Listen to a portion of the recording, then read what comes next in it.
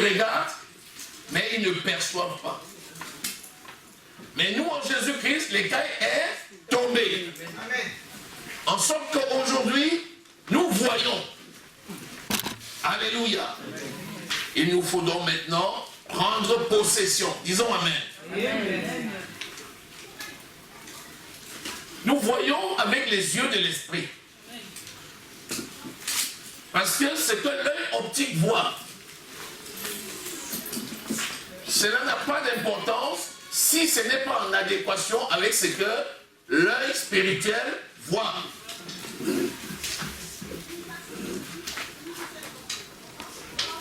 La foi, c'est la ferme assurance des choses que l'on espère et la démonstration de celles qu'on ne voit pas. Qu'on ne voit pas avec les yeux optiques.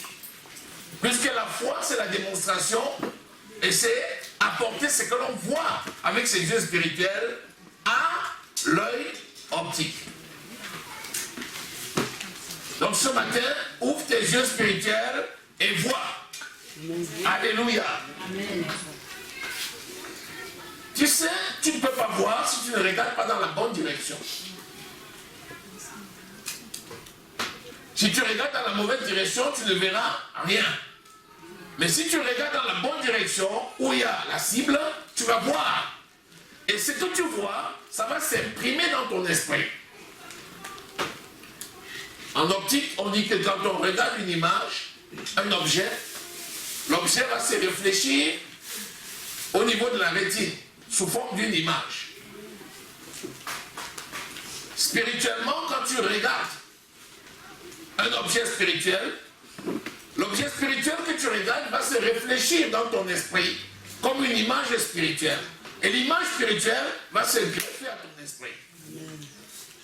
Et tant que cette image demeure dans ton esprit, et tant que tu contemples cette image, tu ramèneras cette image qui est dans ton esprit à l'œil optique et tout œil le verra.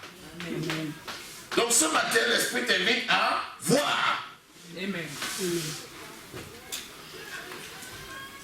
Il y a un autre facteur qui peut empêcher de voir. C'est la distraction. S'il y a un objet et que l'on veut regarder, si on est distrait, on va promener le regard dans toutes les directions. Et en promenant le regard dans toutes les directions, on ne va jamais fixer le regard sur l'objet pour identifier les caractéristiques propres à cet objet, parce que c'est le détail qui est le plus important. Être capable de dire l'objet que j'ai vu avec telle forme, mais aussi tel aspect, tel relief, avec tel écrit qui était là-dessus, il faut l'attention pour le faire, parce que dès qu'on est distrait, on ne peut pas aller du global vers le détail. Alléluia. Donc ce matin, tu vas voir. Voir quoi? Voir ce que le Seigneur a dit de toi dans la parole de Dieu. Amen. Parce que notre cible, c'est la parole de Dieu. Josué 1, verset 8. Que cette parole de la loi ne s'éloigne point de ta bouche. Regarde-la. Contemple-la. Et déclare ce qui y est écrit, jour et nuit. Et c'est alors que tu auras du succès dans tout ce que tu entreprendras, c'est alors que tu réussiras. Donc, regardez à l'objet, il y a un objectif, je regarde l'objet, et l'image se réfléchit dans mon esprit, et je garde cette image, et c'est cette image qui est la vérité. Et je fixe sur cette image jusqu'à ce que d'autres qui ne voient pas finissent par voir ce que j'ai vu avec mes yeux spirituels. Amen. Alléluia. Amen. Seigneur, ta parole est la vérité. C'est toi qui nous enseignes par ton esprit. Car ce que ton esprit nous enseigne est vrai. Nous devons demeurer dans ce que tu nous enseignes. Que l'honneur et la gloire te reviennent. Au nom précieux du Seigneur Jésus-Christ, nous avons prié. Amen. Si tu as ta Bible ce matin, tu vas ouvrir dans Apocalypse au chapitre 3. Apocalypse au chapitre 3, versets 17 et 18.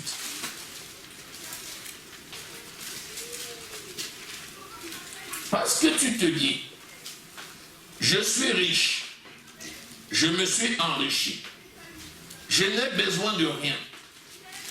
Et parce que tu ne sais pas que tu es malheureux, misérable, pauvre, aveugle et nu, je te conseille d'acheter de moi de l'or éprouvé par le feu, afin que tu deviennes riche, et des vêtements blancs, afin que tu sois vêtu et que ta honte, la honte de ta nudité ne paraisse pas.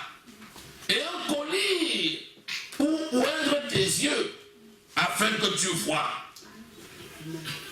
Je te conseille d'acheter un collier pour oindre tes yeux, afin que tu vois. Je te conseille d'acheter. Il a dit acheter. Acheter. Acheter. Il n'a pas dit je te conseille d'aller prendre un collier. Vas-y, ne prends pas seulement, mais achète-le. Je crois que vous avez eu une prédication sur ce que c'est que venir et acheter, et même acheter sans argent. C'est tout dire. Acheter sans argent veut dire le manque de sous n'est pas un facteur limitant. Acheter, ce n'est pas toujours à prix d'argent. Il y a des choses qui valent plus que l'argent. Acheter, c'est mettre le prix. Alléluia. Amen. Par exemple, Jésus nous a sauvés au prix de son sang. Son sang vaut plus que l'argent. Et pourtant, on a dit au prix de son sang. Toi, tu dois acheter le collier. À quel prix?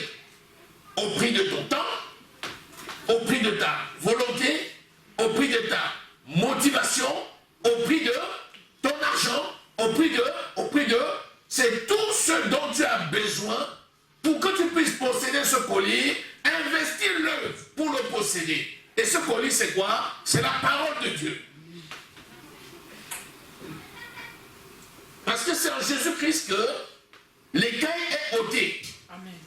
Donc le collier, c'est la parole de Dieu. Et la parole de Dieu, c'est le médicament pour notre corps. C'est le médicament pour nos yeux.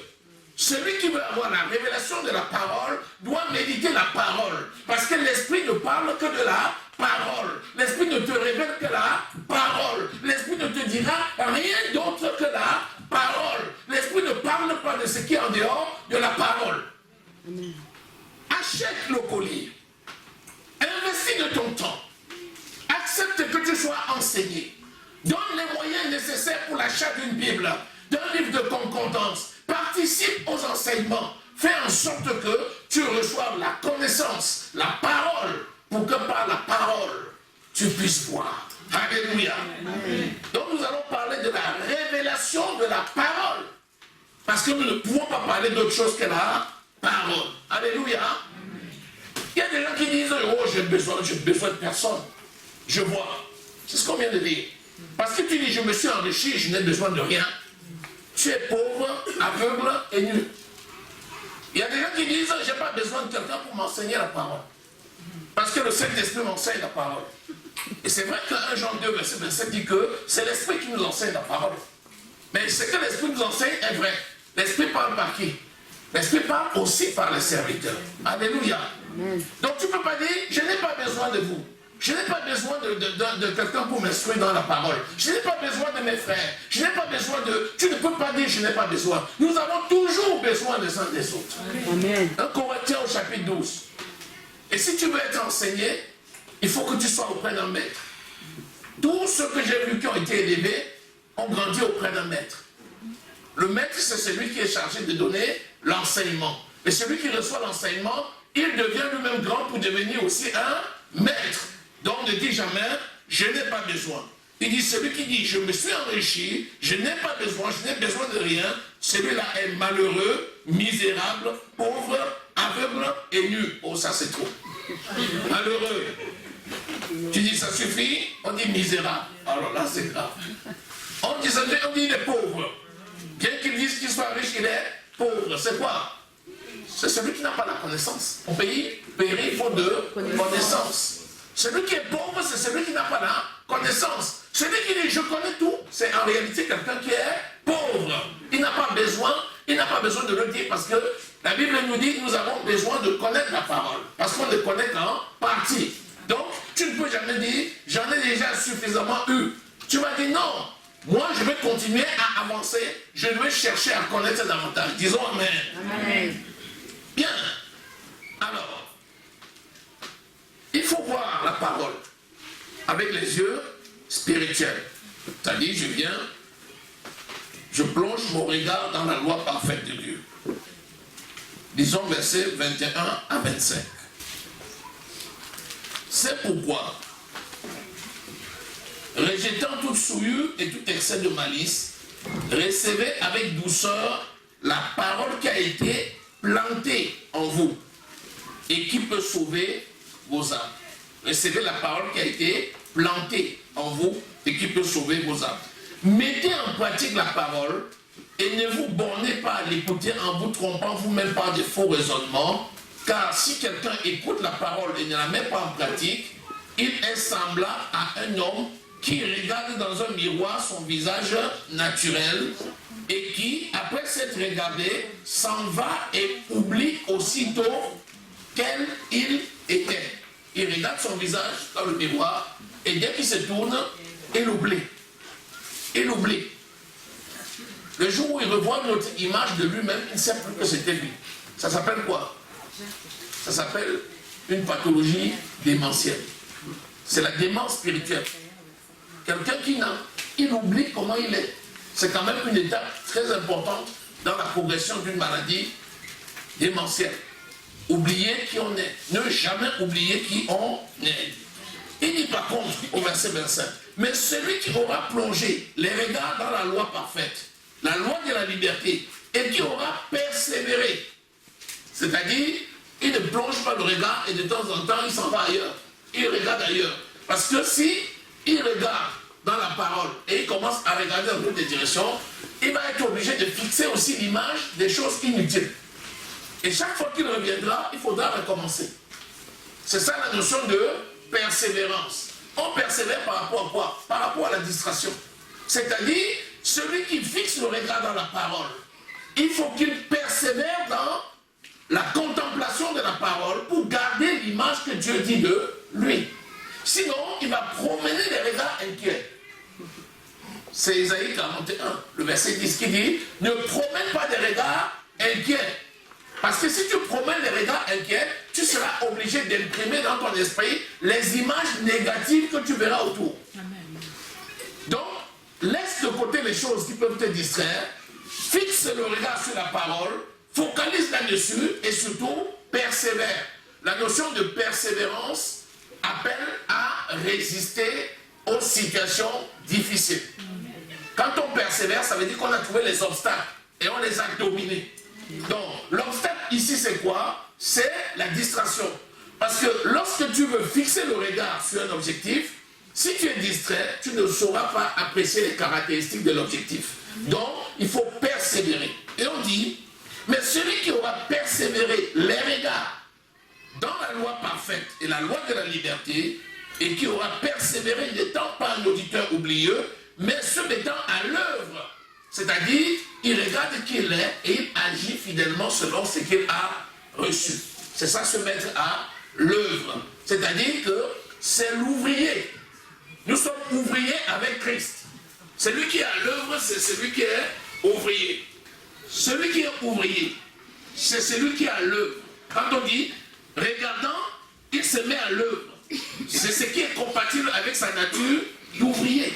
Un ouvrier, c'est celui qui œuvre. Nous le nommons ouvrier.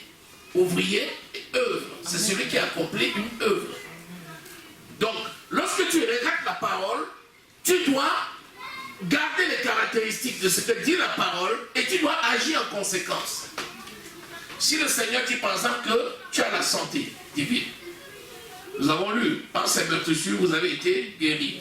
1 Pierre 2, versets 22 à 24. Lui, par les meurtrissures par lesquelles vous avez été guéris.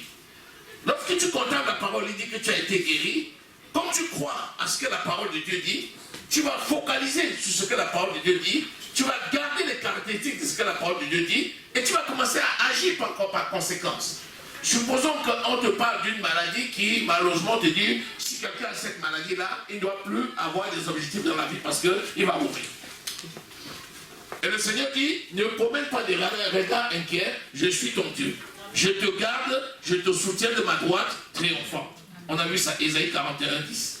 Maintenant, celui qui n'est pas oublieux, c'est quelqu'un qui se dit, oui Seigneur, ta parole est la vérité. Et il ne va pas se décourager. Comme les autres qui se décourageraient en disant, la vie ne sert plus à rien. Donc maintenant, je ne vais pas plus travailler, je reste chez moi, j'attends la mort. Voilà comment les gens se découragent. Cette personne va dire, qu'importe ce que l'on peut me dire, je sais une chose, la parole de Dieu est la vérité. Et elle va continuer à combattre. Comment? Elle va continuer ses occupations. Si elle était en train de construire une maison, elle va continuer à construire sa maison. Si elle avait des projets pour faire un business, elle va continuer à mener ses projets. Parce qu'elle a l'assurance que le Seigneur qui lui a dit, je ne t'abandonnerai point, je ne te délaisserai point, ce Dieu veille sur sa parole pour l'accomplir. Alléluia. Amen. Donc il faut voir, fixer le regard, ne pas être distrait. Restez attentif à ce que dit la parole de Dieu. Alléluia. Amen. Alléluia. Amen. Et on nous dit donc que celui-là sera comment? Heureux dans son activité. Vous voyez, l'ouvrier œuvre, c'est son activité. Quand il œuvre en comptant sur la parole, sur Dieu, il est heureux dans son activité. Mais s'il est distrait et il écoute ce que le monde et l'environ lui dit, il sera malheureux dans son activité. Parce qu'il se dira, à quoi ça me sert? Je travaille pour qui? Je ne serai plus là pour manger. Et il se dit, à quoi ça me sert? Nous ne sommes pas des auditeurs oubliés. Alléluia. Amen. Donc Corinthiens au chapitre 3, verset 18. Nous tous, donc tous les enfants de Dieu, qui, le visage découvert, contemplons comme dans un miroir la gloire du Seigneur, nous sommes transformés en la même image, de gloire en gloire, comme par le Seigneur, l'Esprit. Donc vous voyez, donc quand tu contemples, nous tous, on a dit tous les enfants de Dieu, vous voyez, c'est sans exception.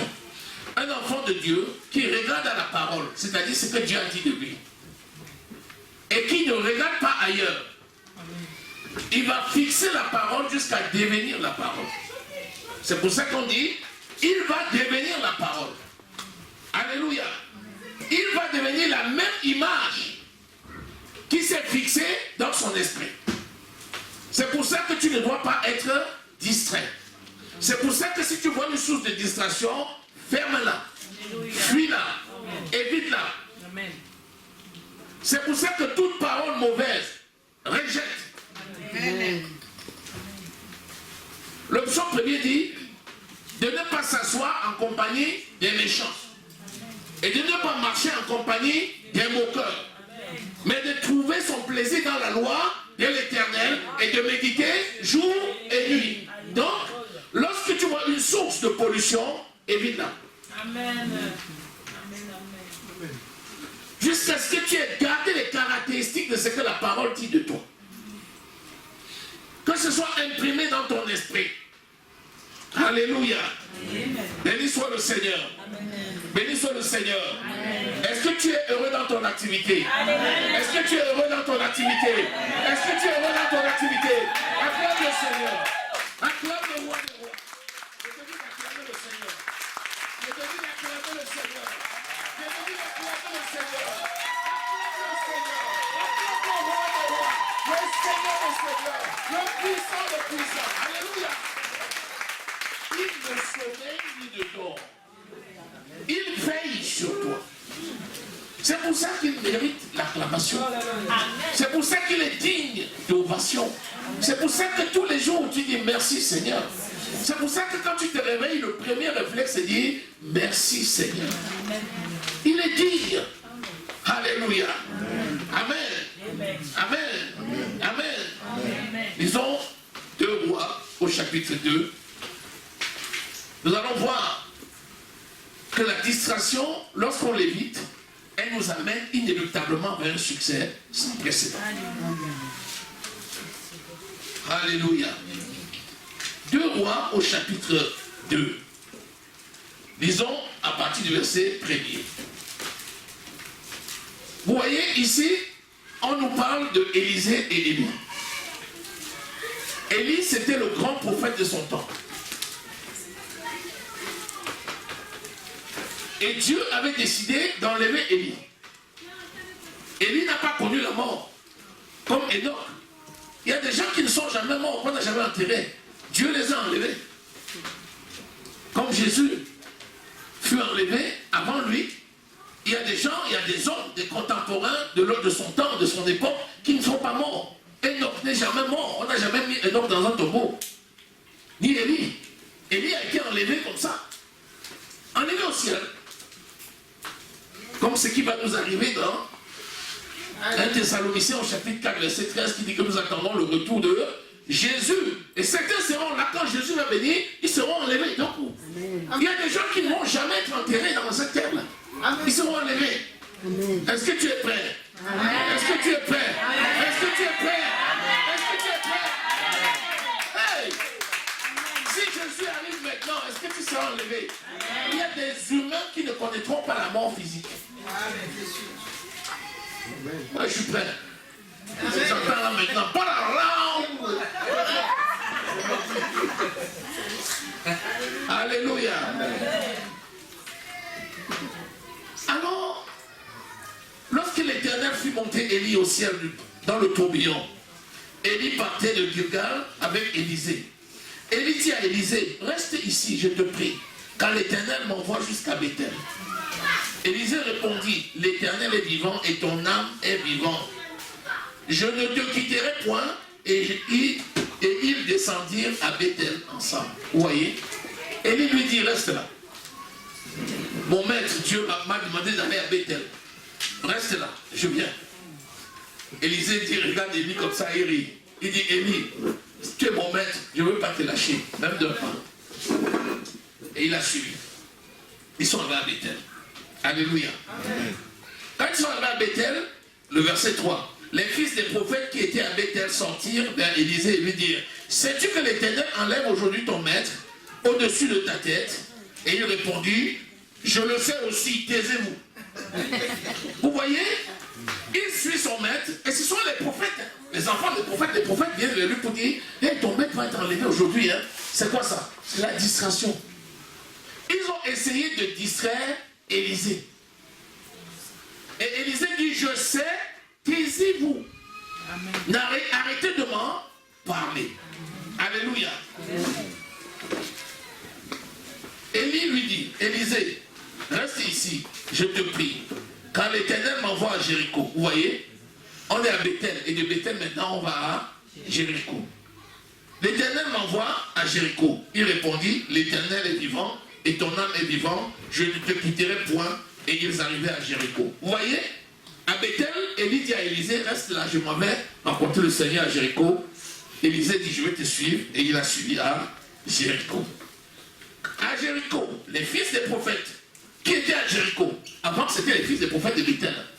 Maintenant, les fils des prophètes qui étaient à Jéricho s'approchèrent d'Élisée et lui dit, sais-tu que l'Éternel enlève aujourd'hui ton maître au-dessus de ta tête? Et il répondit, je le sais aussi, taisez-vous. Les prophètes l'attendaient à Bethel et les prophètes l'attendaient aussi à Jéricho. À chaque fois, il a résisté à leurs sollicitations en disant toujours la même chose. Je le sais, taisez-vous. Cessez de me distraire. Amen. Quand tu connais la direction et que quelqu'un commence à te dire des propos de distraction, dis-lui, je le sais, tais-toi. Amen. Est-ce que tu es vraiment sûr? Est-ce que tu es vraiment sûr que c'est la volonté parfaite de Dieu que tu passes là? Je le sais, tais-toi. Amen. Je le sais parce que c'est la parole de Dieu. Ce qui est écrit, c'est oui et amen. Le verset 6. Élie lui dit, reste ici, je te prie, car l'Éternel m'envoie au Jourdain. Il répondit, l'Éternel est vivant et ton âme est vivante. Je ne te quitterai point. Et il poursuivit les deux chemins. Vous voyez? 50 hommes dont les fils des prophètes arrivèrent et s'arrêtèrent à distance vis-à-vis d'eux. Et eux deux s'arrêtèrent au bord du Jourdain. Alors Élie prit son manteau, le roula et le frappa des eaux qui se partagèrent ça et là, et ils passaient tous deux à sec. Quand ils arrivent au Jourdain, les prophètes sont encore là. Toujours pour le distraire. Ils étaient 50. Élisée a pris l'autorité, le bâton. On dit qu'il a roulé son manteau. C'est le manteau, c'est-à-dire l'onction. Il a roulé son manteau pour que ça devienne comme le bâton de Moïse. Il a roulé. Il roule le manteau, ça devient comme un bâton, et puis bah, il a frappé le Jourdain. Ça s'est ouvert exactement comme la mer Rouge s'était ouverte devant Moïse. Et ils ont traversé. Alléluia. Amen. Je te rappelle que s'il avait suivi les fils des prophètes, et s'il avait même écouté Élie lui-même, il y a longtemps qu'il serait resté derrière. Il n'aurait jamais traversé. Sois fidèle jusqu'au bout. Amen. Alléluia. Amen. Alléluia. Amen. Lorsqu'il eut passé, Élie dit à Élisée, demande ce que tu veux que je fasse pour toi, avant que je sois enlevé avec toi. Élisée répondit, qu'il y a sur moi, je te prie, une double portion de ton esprit. Ah, voilà la demande d'Élie et voilà la réponse de Élisée. Recherche l'onction, recherche l'onction, recherche l'onction, recherche l'onction, recherche l'onction, recherche la révélation de l'esprit. C'est ça que tu dois rechercher. Il n'a pas dit, donne-moi les clés de ta maison. Tu sais que, donne-moi les clés de ta voiture. Donne-moi un mot là pour que je garde ton troupeau derrière. Vous savez qu'en ce temps-là, ils étaient tous riches et fort riches. Ils avaient des bêtes. Il dit, donne-moi une double portion de ton esprit. Et il dit, tu demandes une chose difficile, mais si tu me vois pendant que je serai enlevé après toi, cela t'arrivera ainsi. Sinon, cela ne t'arrivera pas. Si tu me vois, si tu me vois, je te rappelle que depuis, il demandait à Élisée de le laisser pour qu'il aille tout seul. Et Élisée le suivait. À la fin, il lui dit, si au moment où le Seigneur vient me chercher, si tu me vois, alors tu vas recevoir tout ce que tu as. Si tu ne vois pas, tu ne peux pas posséder. Amen. Si tu ne médites pas la parole de Dieu, tu ne peux pas réussir dans tout ce que tu entreprendras. Si tu n'es pas au contact de la parole, tu ne peux pas progresser. Tu ne peux pas grandir. Dieu peut te donner beaucoup de choses. Mais tu ne posséderas pas ces choses juste parce que tu n'es pas dans un état compatible pour prendre ce qui t'est dû. Prendre ce qui t'a été donné. Tu dois voir. Alléluia. Amen. Il dit, si tu me vois, ça veut dire que si tu n'es pas distrait, comme tu as résisté à la distraction jusqu'à là, si au moment où le Seigneur viendra me chercher, si tu me vois à cet instant-là, mon onction que tu veux là, ça va descendre sur toi. En d'autres termes, qu'est-ce que Élisée demandait? Élisée voulait devenir le chef des prophètes. Parce que quand un père donnait un héritage à ses enfants au temps d'Israël, on prenait une double portion de l'héritage. S'il y avait 8 enfants, on divisait l'héritage en 9. Et on donnait 2 portions à l'aîné. Et comme les prophètes étaient là et savaient que son maître devait partir, les prophètes voulaient eux-mêmes devenir les chefs des prophètes. Ils voulaient le distraire pour avoir une onction que lui n'aurait pas. Il a dit non. Il a suivi son maître jusqu'à dire au maître, pardon, papa, donne-moi le double des autres pour que je sois le chef. Amen. Aspire à devenir meilleur au nom de Jésus. Amen. Aspire à devenir meilleur. Alléluia. Amen. Au verset 12, Élisée regardait et criait.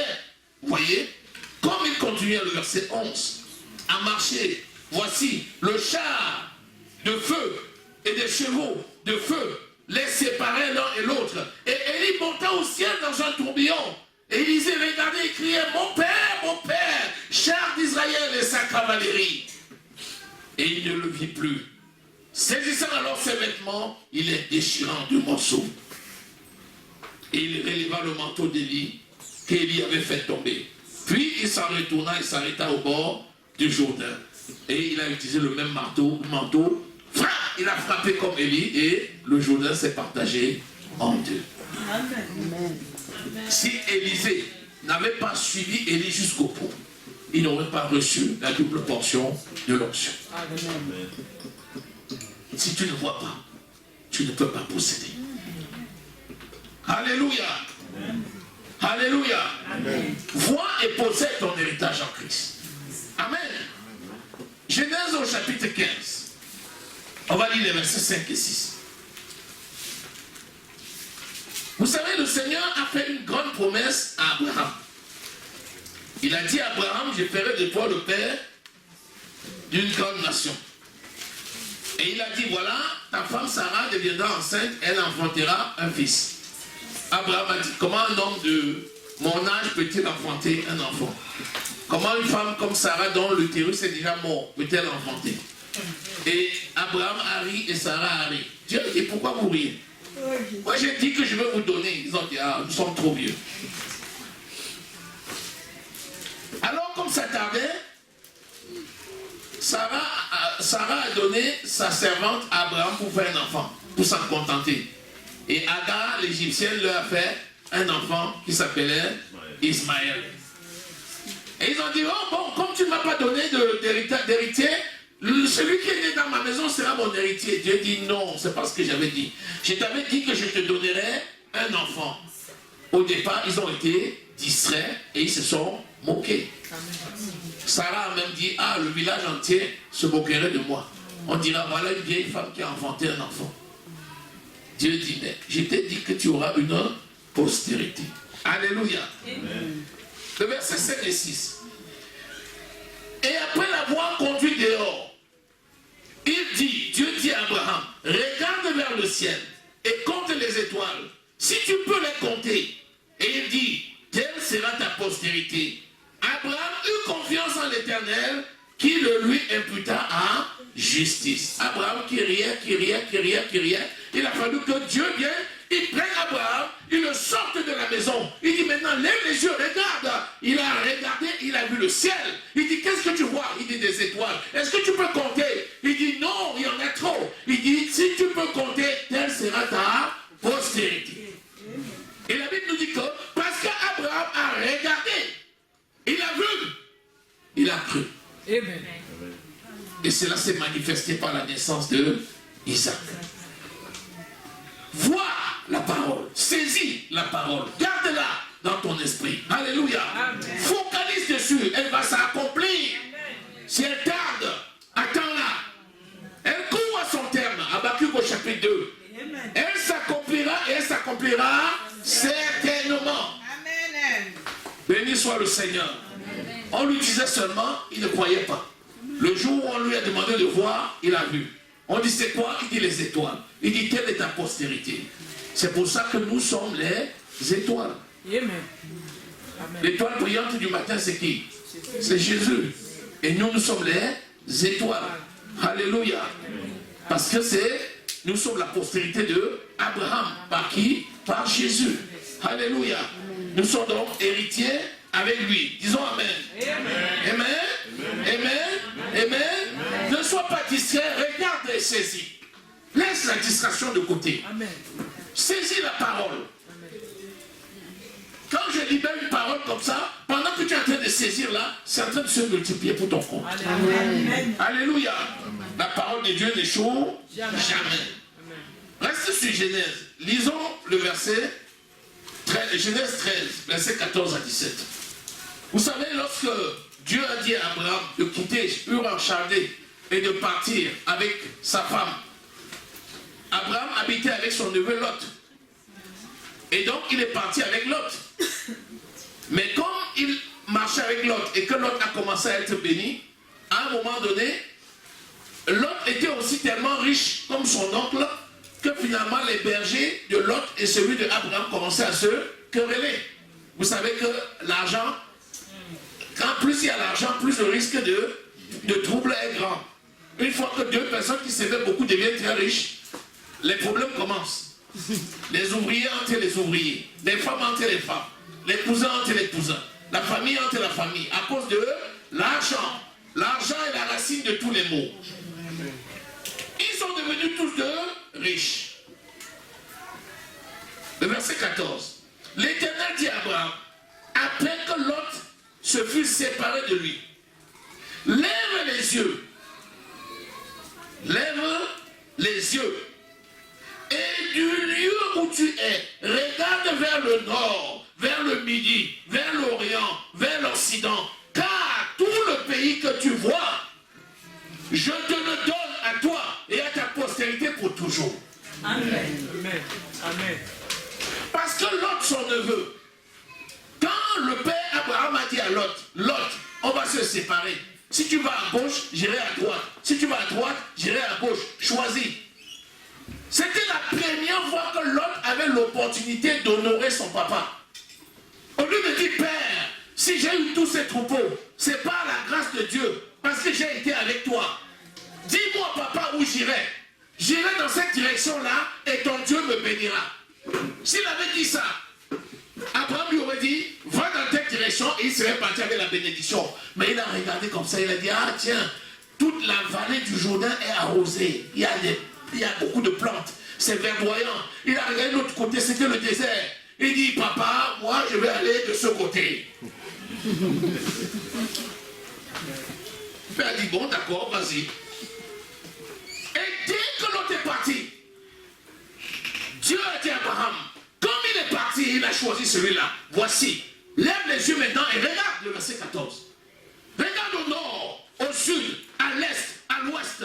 Partout tes yeux verront. Je te donne tout le pays. C'est-à-dire, y compris celui de Lot. Amen, amen. Est-ce que quelqu'un a saisi? Amen. Quand tu es attaché à la parole de Dieu, la parole de Dieu va te donner tout ce dont tu as besoin dans le monde. Amen.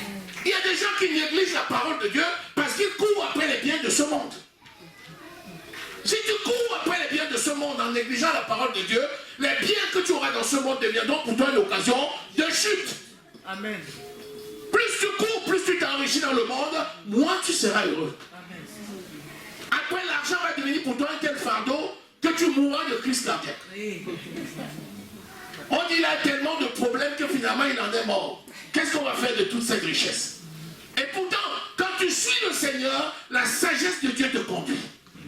Tu es détaché des biens matériels. Tu suis les biens spirituels. Et l'onction et la sagesse de Dieu est sur toi. Et tu vas recevoir non seulement les biens spirituels, mais aussi les biens matériels. Amen. Alléluia. Amen.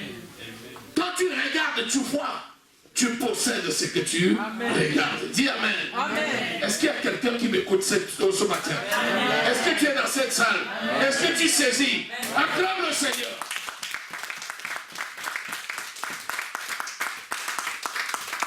Regarde au nord de ta vie, dans le sud de ta vie, à l'ouest de ta vie, à l'est de ta vie. Regarde dans ta carrière, regarde dans ta famille, regarde le nord, le sud de tous ces coins-là. Je te dis, tout ce que tu vois et tu possèdes selon la parole, tu la possèdes. Amen. Alléluia. Béni soit le Seigneur. Amen. Amen. Alléluia. Alléluia. Alléluia. Alléluia.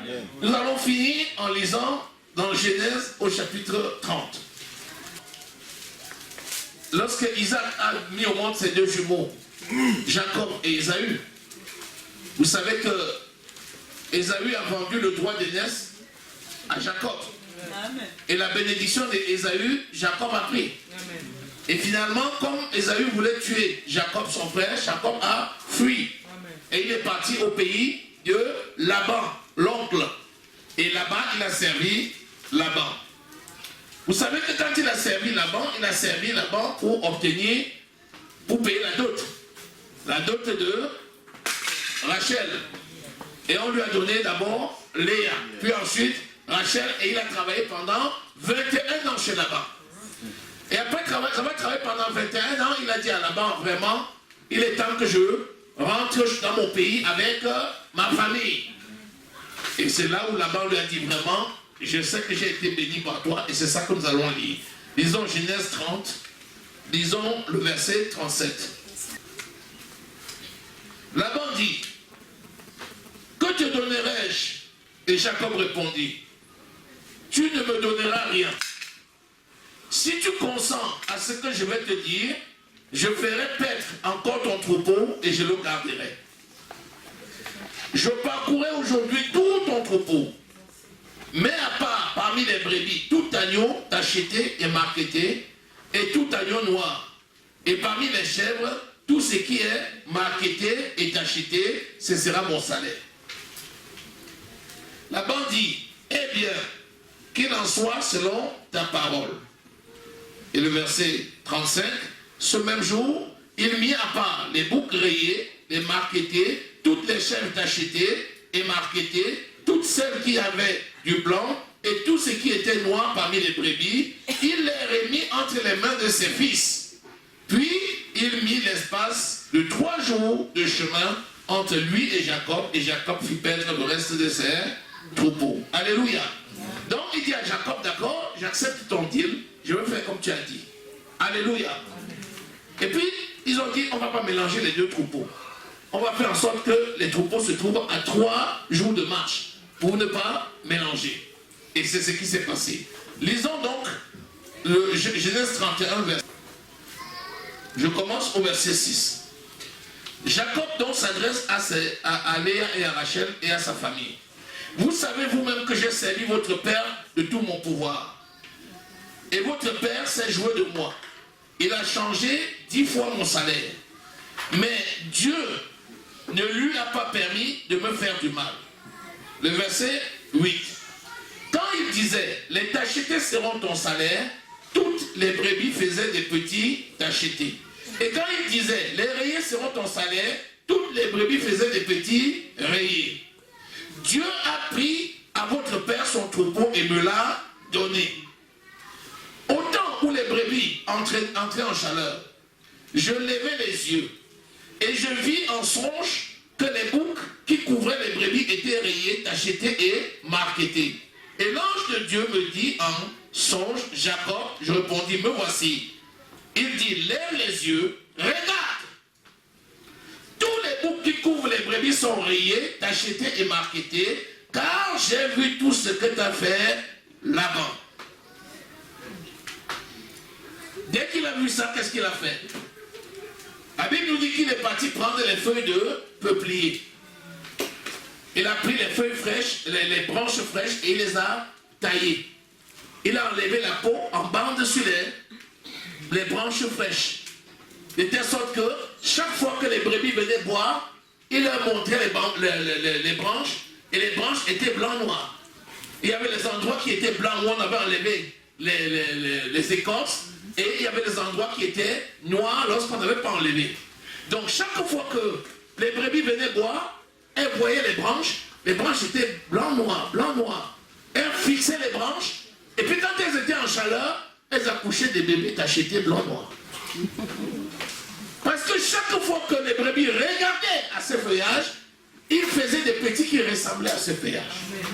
Parce que c'est l'esprit qui avait dit à Jacob de faire comme ça, d'aller prendre les branches des arbres, de tailler l'écorce, de telle sorte que quand on vient, on voit que la branche est blanc-noir, blanc-noir, blanc-noir. Et lorsque les brebis viendraient boire, quand ils regardaient ça, ils étaient en chaleur, ils faisaient des bébés qui ressemblaient aux branches. Quand tu focalises à la parole de Dieu va te montrer exactement ce que tu vas faire. Il va te montrer toutes les stratégies pour devenir possesseur. Alléluia. Gloire à Dieu. Gloire à Dieu. Est-ce que quelqu'un saisit? Souvent on dit, je vais trouver qui va me donner les conseils. Souvent on dit, je vais trouver qui? On dit, oh, j'ai telle situation. On cherche les plus grands spécialistes dans le domaine pour aller consulter. Est-ce que si tu vas consulter un spécialiste dans un domaine, est-ce que tu as mal fait? Loin de là. Au contraire. Mais si tu mets un spécialiste avant le Seigneur, tu as mal fait. Parce que l'Esprit de l'Éternel qui est clair. Et même l'Esprit de l'Éternel va conduire le spécialiste que tu allais voir en en sorte qu'il ait la sagesse dans la manière de te conseiller. Alléluia. Alléluia. Sois à la parole. Regarde à la parole. Vois la parole. Accepte la parole. Mets la parole de Dieu en pratique. Et par elle, tu vivras. Alléluia. Est-ce que tu es dans cette salle? Acclame le Seigneur.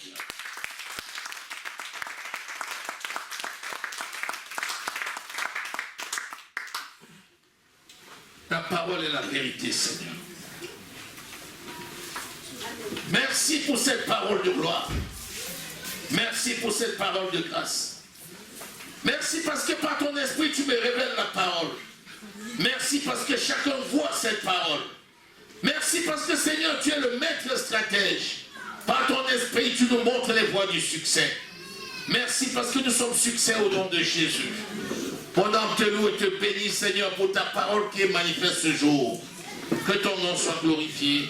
Au nom précieux du Seigneur Jésus que nous avons prié. Amen. Amen.